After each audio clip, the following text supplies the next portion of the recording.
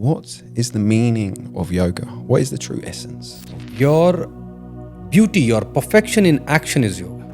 Under the instruction and guidance of a capable master, they rise and they grow. So if a practitioner was to practice yoga every day, what would be the outcome in oneself? If you see the morning sun, it's not that big sun with so much of light. Color is totally different. That way, you start your journey of you rise. There is morning. You will be slow, calm, composed, balanced. And then you will go up. And when you reach the sky, you will have that bright light. So Gurudev, in the Western world, there's many different perspectives of what yoga actually is. So I feel that the people practicing yoga, if they really understood the true essence of what yoga is, the meaning of yoga, they would really connect with their asanas. So my question to you today, Gurudev, is what is the meaning of yoga? What is the true essence of yoga? So what happens, because there are so many people, it's very tough to have one meaning. It is almost impossible to have one meaning for yoga. In our history, if you check and if you study, one master is saying that don't think anything is yoga. Powerful master. Worldwide people, they follow this training. Cessation of thought. Don't think. Control your thoughts. It's very impactful training. It impacts the spirit. Yes, I should not think. But then, this is a master. There is another master who is God.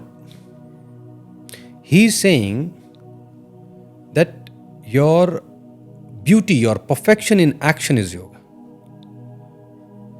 Two powerful masters, and one is God also. Two different meaning. So why they are giving different? Because there are so many people. When you are talking about Western world, in Western world itself, there are so many countries. Each country will have their own president or prime minister. Why they are having different prime minister? Because on planet Earth, it's not possible to handle so many people with one command. Like that, in yoga, whoever is doing whatever they are doing as per their arrangements. Now, because you are on Himalayas, your training is totally different. Someone who is living close to a river or ocean, their training will be different. So in India, you observe, people, those who are practicing yoga in southern part of India, their philosophy of yoga is totally different than the people, those who are practicing yoga in northern part. And you will see a big shift, big difference. The mountain people, for them, Kapalabhati is totally different. And someone who is sitting in a metropolitan city, for them, Kapalabhati is a totally different science. Clear? So, whether you are talking about Western world, Eastern world, or any part of this existence, you will not have one meaning for yoga.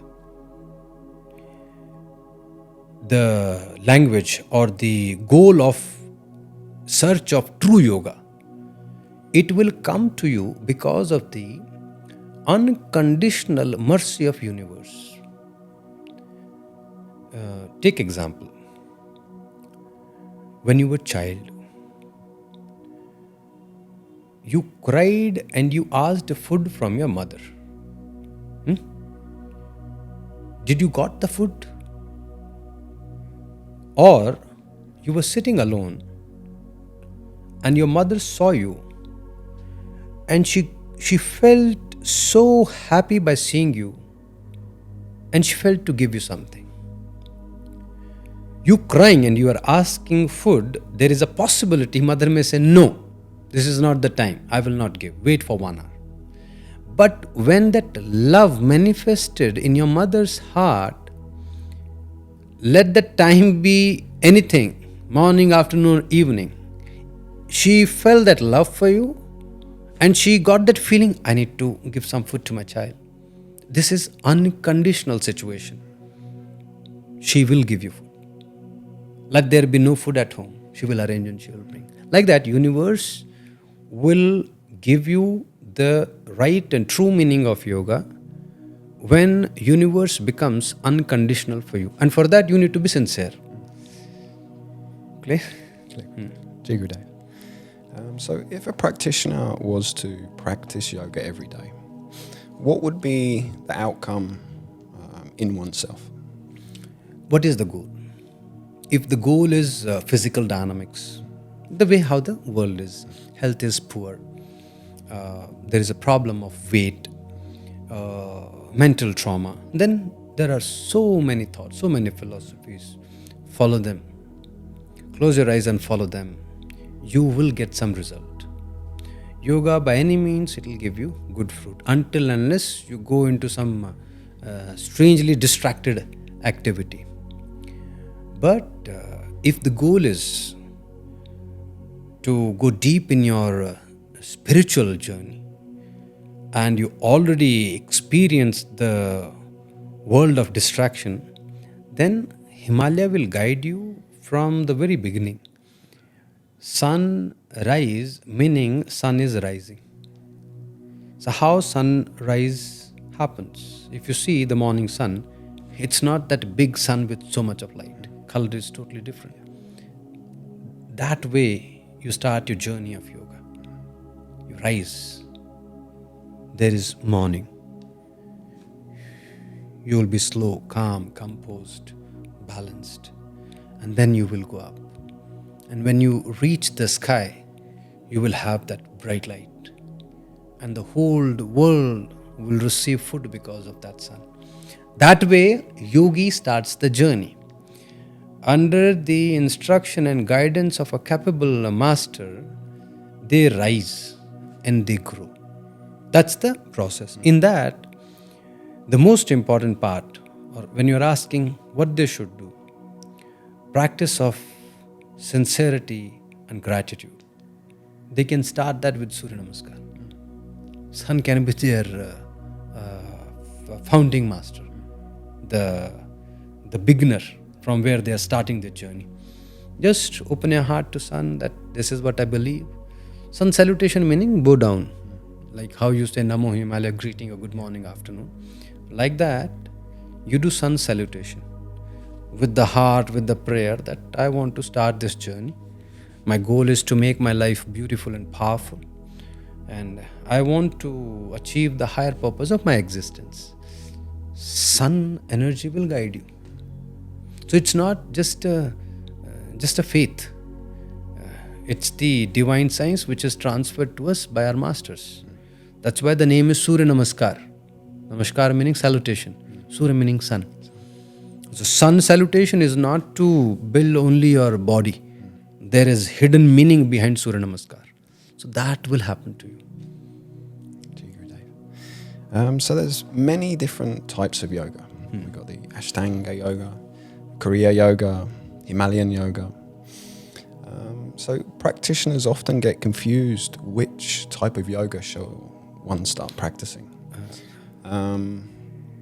So have you got any advice on what type of yoga that practitioner should start? General answer, as per your liking, the way how you are as a person, like how you go to a mall. So when you go to a mall, you have that free will.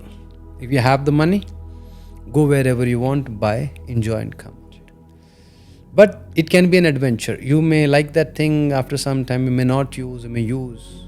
So again, end of the day, it's an adventure. But then, when you're talking about a subject like yoga, it requires guidance from the very beginning. What needs to be done with your life? Your caretakers, they should decide what should be done. So parents, they become our first teachers. They need to have this clarity. This is the child and we are the reason the child is on planet Earth. What should be done? What this child should achieve on this planet? So you have the possibility to achieve everything here. And at the same time, there is a possibility you may not be able to do anything. Both possible. Guidance is important. When you are guided, you will have understanding that all these yoga practices, they have same goal, growth. Until and unless, again, if you enter in some strange practices, you will be out from the positive journey. When you use electricity, it can light it can make things bright. You can have air conditioner, you can have your refrigerator, you can have these facilities. But at the same time, the same electricity, if you put to your, if you touch that, it may give you shock. It may disturb your entire physical existence. How you're using this energy, that guidance is important. All these names what you gave, whether you're talking about Kundalini Yoga, Kriya Yoga, Bhakti Yoga, Karma Yoga, they all have one goal, growth, evolve the spirit. If you observe the life of all powerful masters, or including God, you'll never see them using one language, do this. They are following the command of master. So what Himalaya says, what is the form of yoga? Which form of yoga you should do? So Himalaya says Guru Yoga. What is yoga as per Himalaya? We don't say, when you say Himalayan Yoga, there is no set structure. What is Himalayan Yoga? The ultimate command of master is Himalayan Yoga. So when we are small, we are learning from master. Master said that fill that water, bring from there, and go there and give to someone. So we will go with the buckets, we will fill that water, and we are going and filling. It doesn't make any sense what yoga is happening. But after 2 years, 3 years, we'll observe that our breath capacity is totally different. The way how our legs, they are working on mountain, hands, they're working with mountain, it's totally different. So we no need to go deep with the intense language of asana. Because so many asanas, they are covered by doing these activities. Go sit under some tree. What we should do, just sit down there. So how we connect with the understanding of another life, the apple tree. Now you'll not have this experience anywhere in the world. If you come to the mountains, you'll see people, they pray to apple tree. And they don't pluck that fruit just like that. They'll pray, they'll do so many rituals. Their own tree. They consider it like another human being. Then they give it to some god, then they'll keep something to themselves, there's something they'll sell.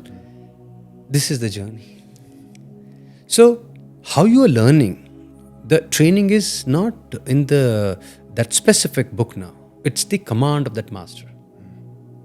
And they only transfer it in the books so that the formula remains with you. But that's not the end. As per Himalaya, that's not the end. It will keep evolving, it will keep growing.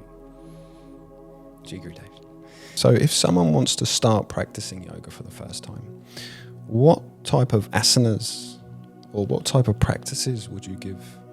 If the question is about spirituality, then the Surya Namaskara. Surrender to Lord Sun, start with the Surya Namaskara. But if they have other goals, then they need to have right trainer, teacher or master in their life. They should observe their body language, their behavior, their pattern, breath capacity, their goal, and accordingly the training will come. If you have back pain and I'll tell you that do Santulanasana, Chaturanga Dandasana, go to scorpion pose, you'll collapse. So that teacher is important. We can't give any immediate input that do only that. Person to person, as per their time, as per their place, as per their circumstances, instructions will change. When you were a child, you were enjoying rain.